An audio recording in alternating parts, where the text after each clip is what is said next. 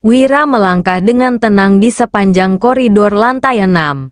Lorong yang sunyi hanya dipenuhi suara langkah kakinya yang mantap. Udara di ruangan ini terasa sedikit lebih dingin dibandingkan lantai-lantai lainnya. Mungkin karena sistem pendingin yang lebih kuat atau karena aura serius yang selalu menyelimuti ruangan ini. Di hadapannya, terdapat sebuah pintu kayu berlapis kaca buram. Pintu yang ia kenal dengan baik. Ia mengetuknya dengan ketukan tegas, namun tidak terburu-buru. Masuk. Suara lembut namun tegas terdengar dari dalam. Tanpa ragu, Wira memutar gagang pintu dan melangkah masuk. Ruangan itu dipenuhi dengan rak buku tinggi, meja kayu besar yang dipenuhi berkas-berkas, serta aroma samar kopi hitam yang masih mengepul di sudut meja.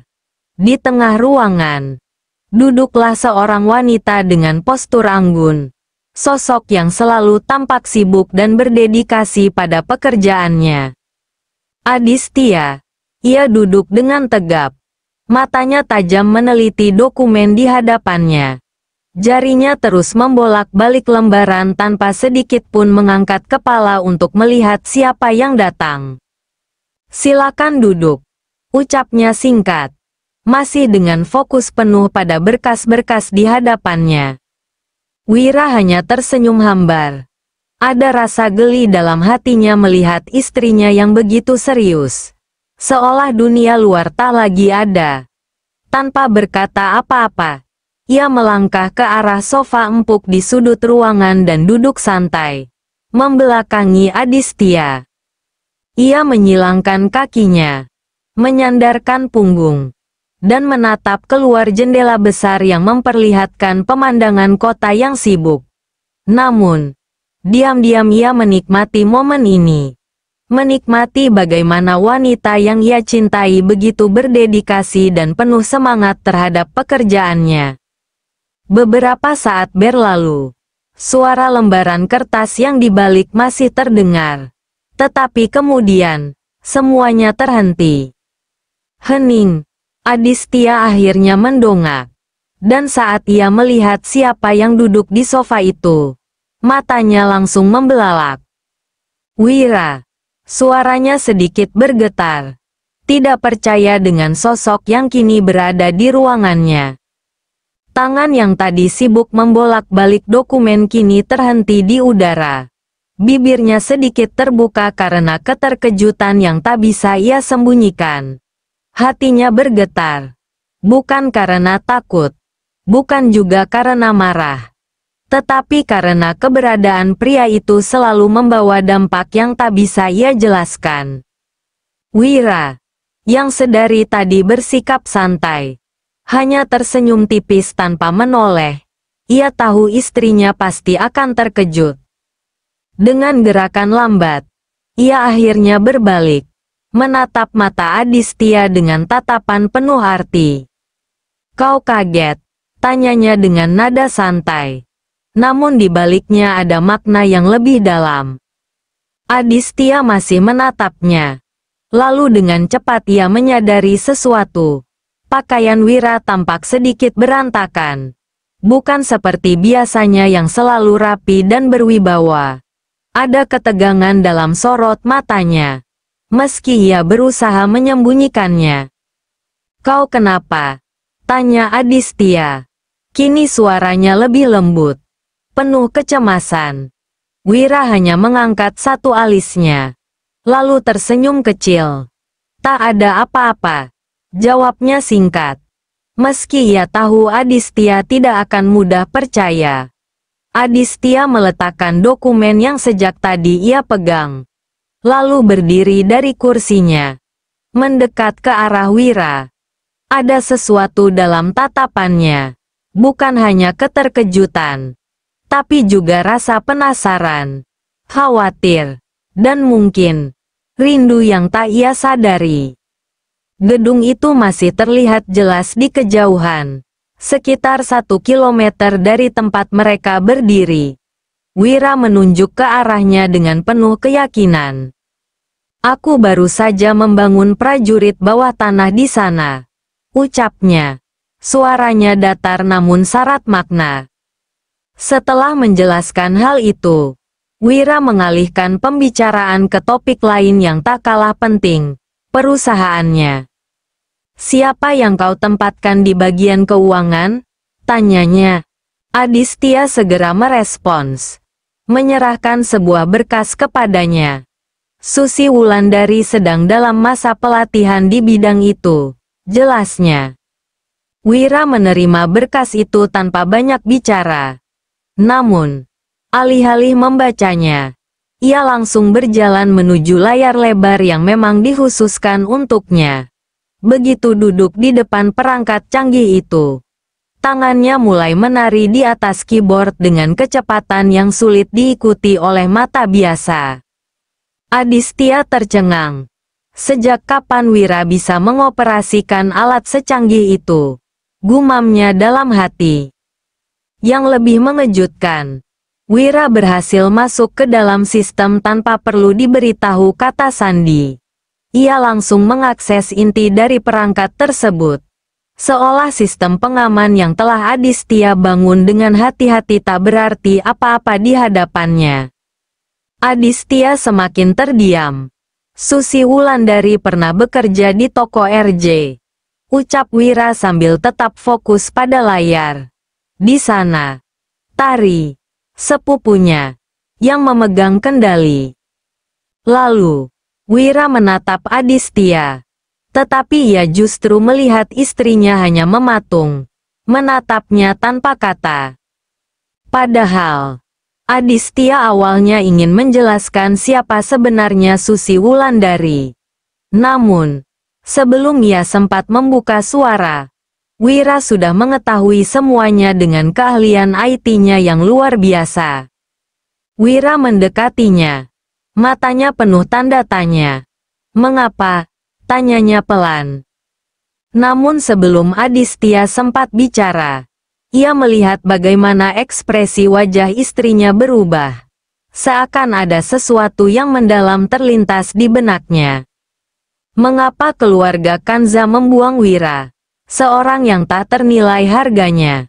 Seorang yang menguasai ilmu kanuragan, ilmu kebatinan, dan teknologi pada level yang tak terbantahkan. Aditya teringat kembali saat Wira menyelamatkannya dari maut. Saat itu, ia benar-benar berada di ambang kematian. Dan jika bukan karena suaminya, ia tak mungkin berdiri di sini hari ini. Kadang, ia merasa tak benar-benar mengenali pria di hadapannya. Wira seperti sosok yang selalu berada selangkah lebih maju dari siapapun. Wira menepuk bahunya, menyadarkannya dari lamunan. Iya. Wira. Aditya tergagap. Suaranya sedikit bergetar. Lalu, tiba-tiba sebuah ide muncul di kepalanya. Apa kau bisa menggunakan laptopku? Tanyanya. Kali ini nada suaranya lebih menantang. Ia ingin mengujinya sekali lagi. Laptopnya bukan sembarang perangkat. Ia telah membangun firewall berlapis dan kata sandi rumit yang bahkan para peretas profesional pun akan kesulitan menembusnya. Wira menatapnya sebentar, lalu tersenyum tipis. Apa yang kau inginkan? Tanyanya santai. Aditya tak menjawab. Ia hanya ingin melihat sejauh mana kemampuan Wira.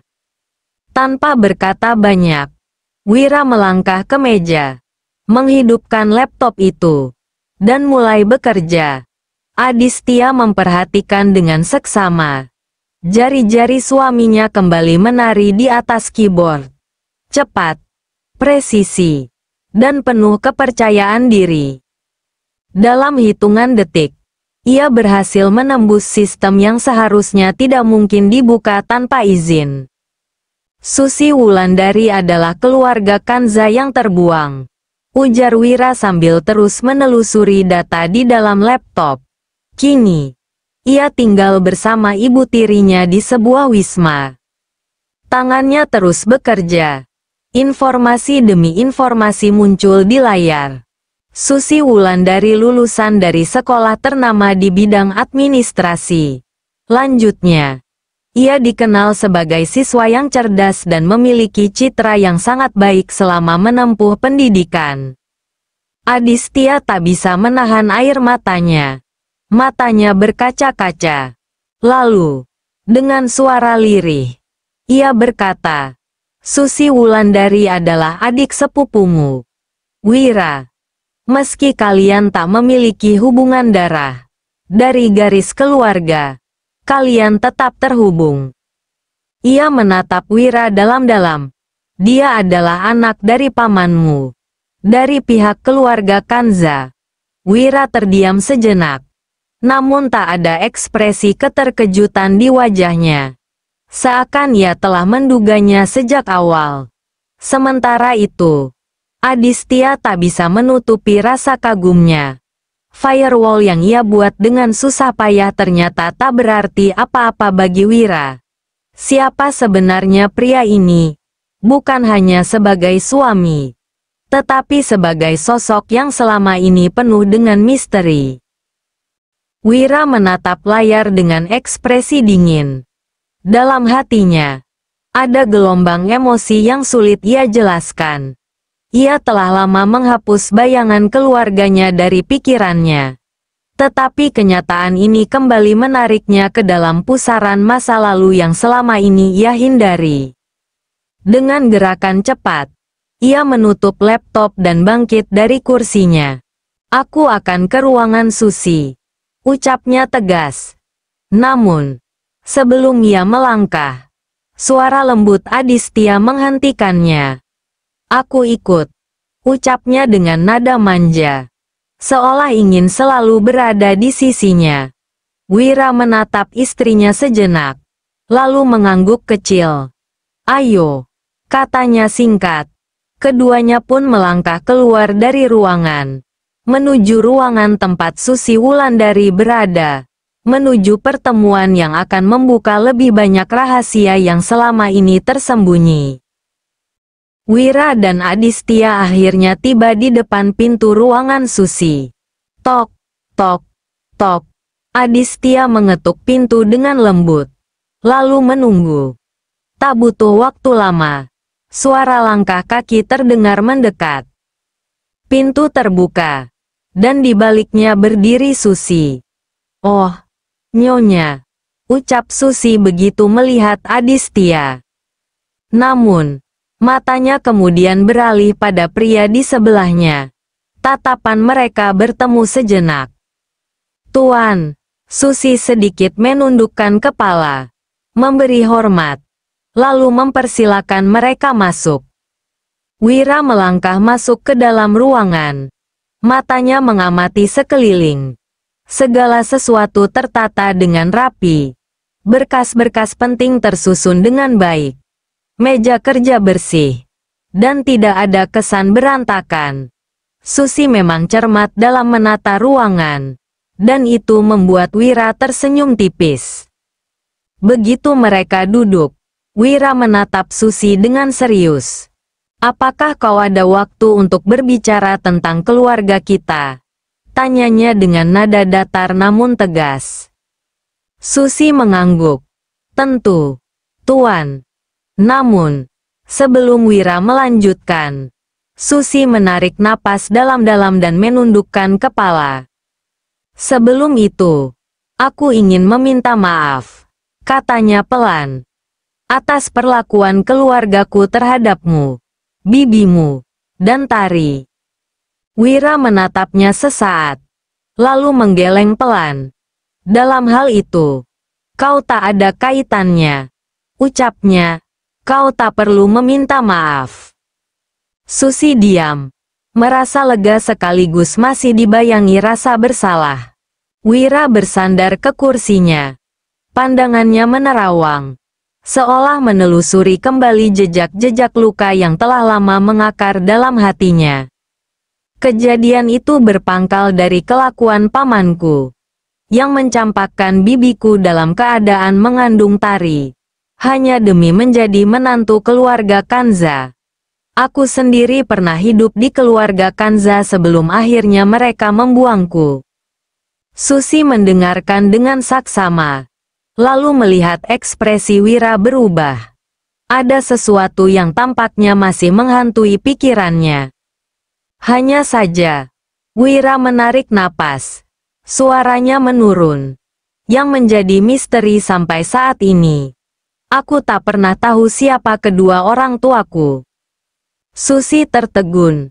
Sebuah ingatan masa kecil tiba-tiba muncul di benaknya. Aku ingat sesuatu. Gumamnya pelan. Wira menoleh cepat. Apa itu? Susi menatapnya ragu. Lalu mulai bercerita. Dulu, saat aku masih kecil, aku pernah melihat ayahku, yang juga pamanmu, bersama seorang wanita dari keluarga Kanza. Mereka membawa makanan ke suatu tempat. Aku yang penasaran, diam-diam membuntuti mereka. Wira menegang.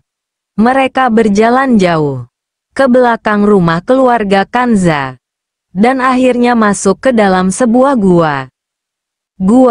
Sampai saat ini, aku tidak pernah tahu kepada siapa mereka mengantarkan makanan itu.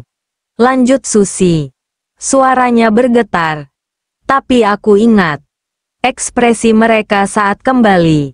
Seperti menyembunyikan sesuatu. Suasana ruangan mendadak terasa mencekam. Wira mengepalkan tangannya. Wajahnya menggelap. Sorot matanya menajam. Dan aura yang terpancar dari tubuhnya nyaris meledak. Apakah mungkin? Apakah kedua orang tuaku dikurung di sana? Jantungnya berdetak kencang.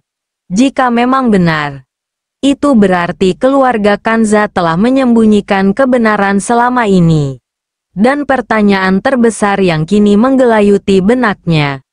Apa hubungan keluarga Kanza dengan ayah dan ibuku? Ruangan itu terasa sunyi sejenak setelah Susi menceritakan ingatannya tentang gua misterius di belakang rumah keluarga Kanza. Wira duduk diam. Rahangnya mengeras. Matanya yang biasanya tenang kini dipenuhi bara api yang tertahan. Aura dingin menyelimuti tubuhnya.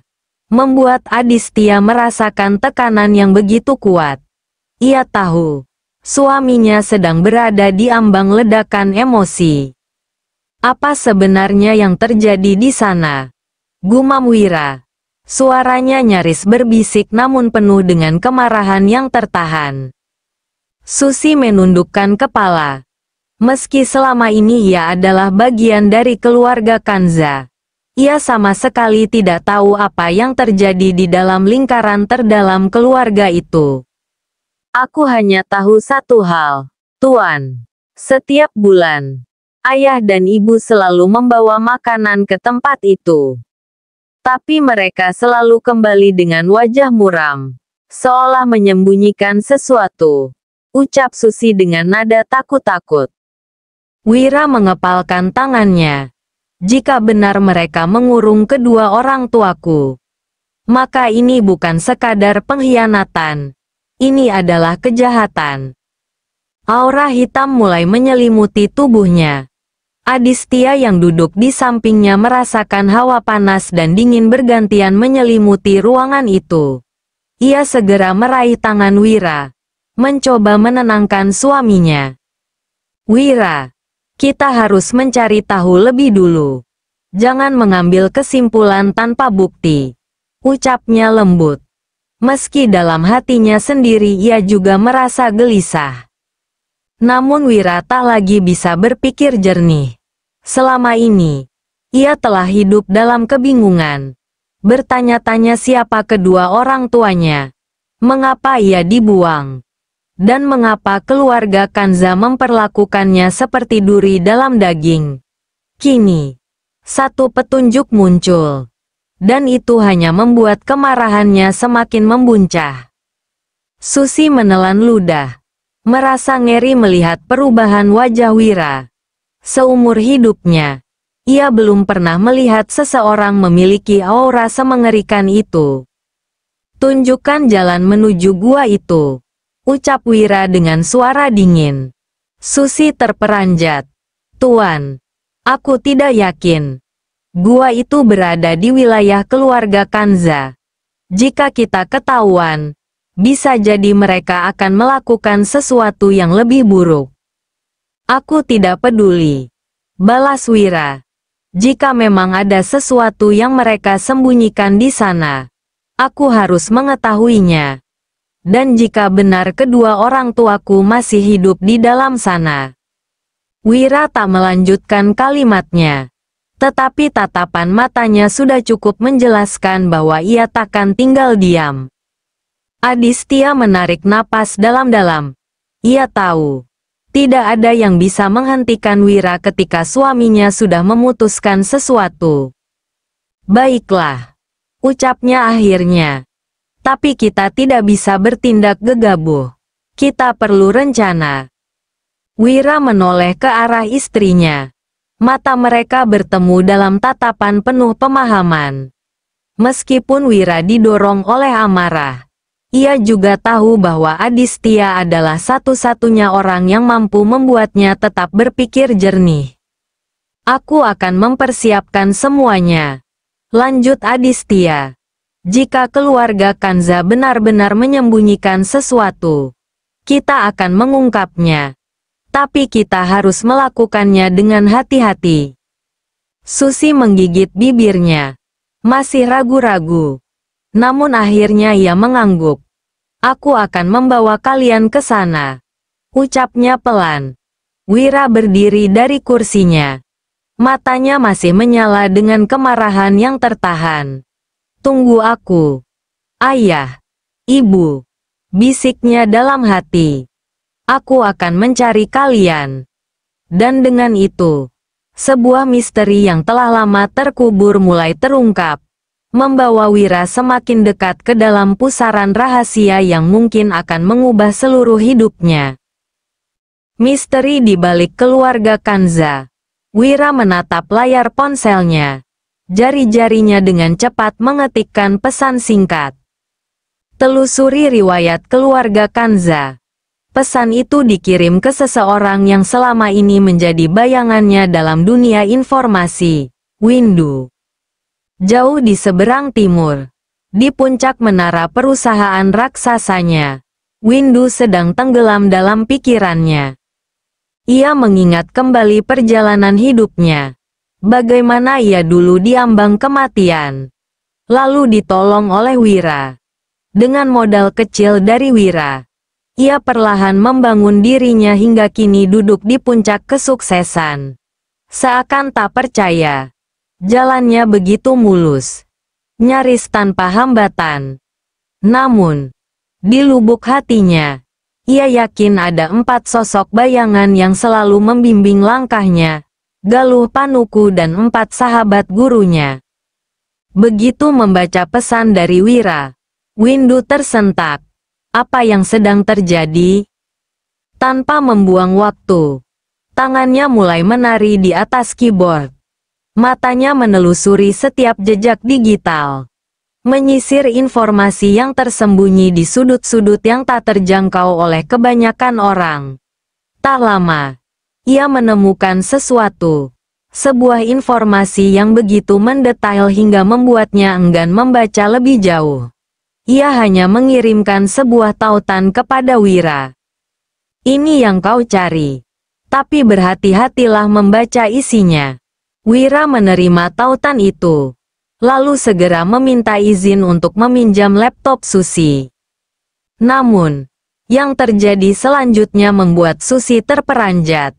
Tanpa perlu bertanya atau meminta kata sandi, Wira dengan lincah menari di atas keyboard. Seolah semua sistem keamanan tidak berarti di hadapannya. Susi hanya bisa melongo. Sementara itu, Aditya, yang sudah terbiasa dengan sisi lain dari Wira, hanya tersenyum melihat ekspresi terkejut Susi. Di layar laptop, terpampang sebuah artikel rahasia. Dahulu, dunia mengenal seorang konglomerat jenius di bidang teknologi, ilmiah, dan berbagai aspek industri lainnya. Ia memiliki kekuatan yang menakutkan dan perusahaan yang tersebar luas. Mulai dari properti, kosmetik, otomotif, hingga farmasi. Namun, secara tiba-tiba, sosok itu menghilang bagai ditelan bumi.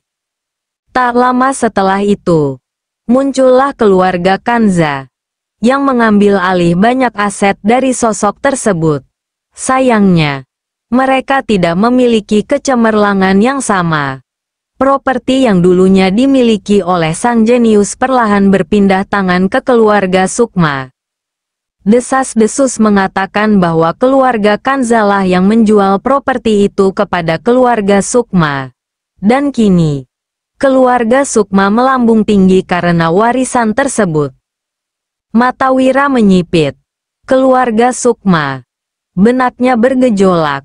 Jika benar sosok jenius itu adalah ayah dan ibunya, maka sebagian properti yang kini dimiliki keluarga Sukma, keluarga Adistia, sebenarnya adalah milik orang tuanya.